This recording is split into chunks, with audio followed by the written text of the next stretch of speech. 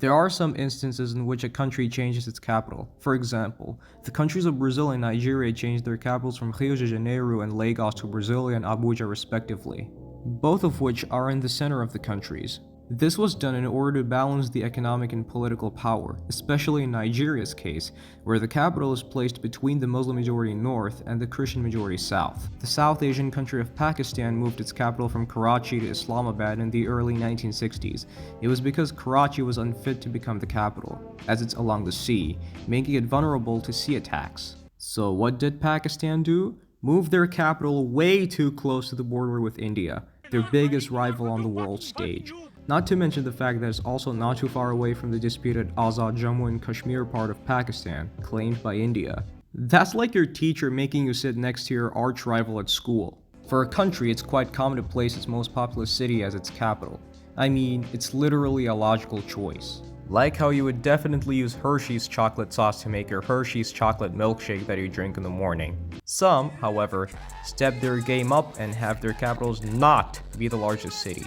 In Pakistan and Nigeria's cases, they moved away from their largest cities and placed relatively less populated cities as their basis of operation. Pretty cool. Not all planned capitals, however, succeed.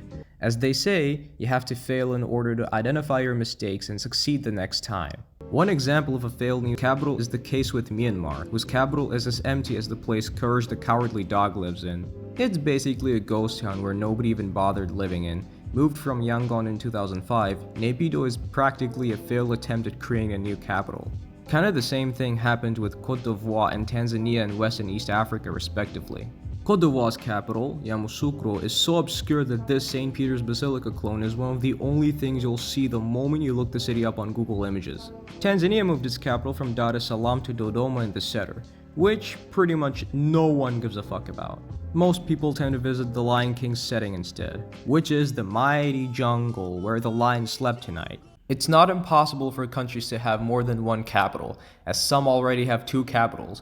South Africa goes as far as to have 3 capital cities, although none of which happens to be the largest city. The most recent capital shift will be when Indonesia moves its capital from Jakarta and Java to Nusantara and Borneo. Damn, I thought they would move their capital to Bali, as that's the first thing that comes to mind when you hear Indonesia. Why can't people visit all the other 17,507 islands, or at least the other major ones?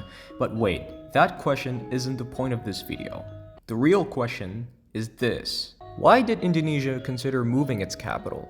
Okay, look, the problem isn't this Barack Obama clone, aka the soon-to-be-leaving Indonesian president, wanting to make the same move as Egypt when they built a Dubai clone in the middle of the desert as a middle finger to the poor in Cairo so they don't get deposed like Sheikh Hasina of Bangladesh or anything, and while they're at it, they can just build a fucking Cleopatra statue somewhere in the city.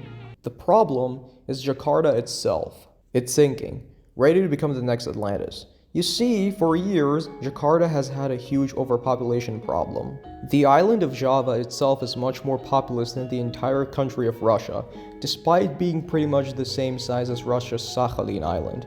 The city is also sinking, fast. This is normal for a tropical archipelago country lying on the equator, but it's dangerous. There are smaller island countries in the Pacific that are at risk of extinction due to rising sea levels, such as Kiribati, not Kiribati, and Tuvalu. Back to Jakarta, we can see that because it's a huge city and an overpopulated tiny island, it's overcrowded as fuck. There's also quite a lot of pollution and horrible traffic. At least it's not Dhaka, where it takes around an hour to reach a kilometer distance by car. The Indonesian government thought, oh damn, we need a new capital as fast and furious as we can. So in 2019, President Joko Widodo, also known as Barack Obama's lost twin, announced that Indonesia's capital will be moved to a new location, preferably somewhere on the island of Borneo. Where did you think it would be? Bali? Ah, come on, you guys. I know the beaches are wonderful, and I already have it somewhere on my bucket list, but let's just save the Bali jokes for later. It wasn't until 2022 that the name was revealed to the public. It will be called Nusantara. Oh wait, I already said that in the first half of the video. Anyways, the new capital is drastically different from Jakarta, which is to be expected. Brazil's capital, Brasilia, which was built from scratch by the way, is known for the use of modernist architecture, which I kind of find pretty cool, although it's extremely controversial among architecture enthusiasts. Another capital city completely built out of nothing is the capital of Kazakhstan, Astana. Very nice. Wait a minute, Borat has no connection to the real Kazakhstan, you nitwit.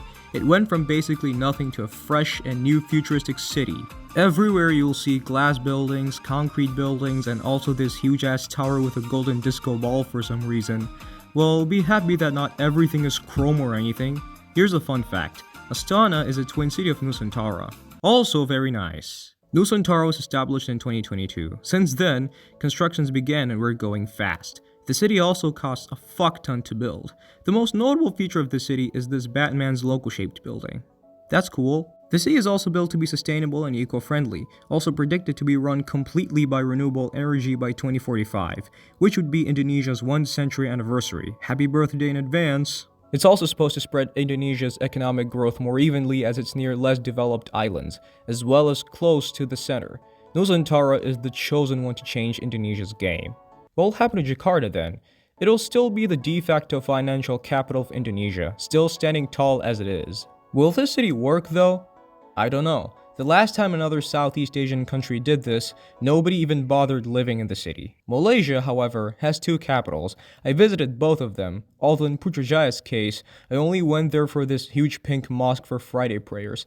Gotta keep it halal, boys! Nusantara was set to be proclaimed the capital of Indonesia on the country's Independence Day this year. On this day in 1945, Indonesia gained independence from the Netherlands. Cool history lesson. This move, however, did not take place as it hasn't even been finished yet as it's extremely costly, requiring investments from foreign nations. I just hope it doesn't bankrupt the whole country, unlike Egypt whose economy is dog shit right now. Let's build a Dubai clone in Africa built specifically for rich people, habibi. So yeah. All I can say is congratulations to Indonesia for their new capital. That's all for this not-so-political video. Please like, share, and subscribe, and I'll see you guys when I have the opportunity to do so. Peace.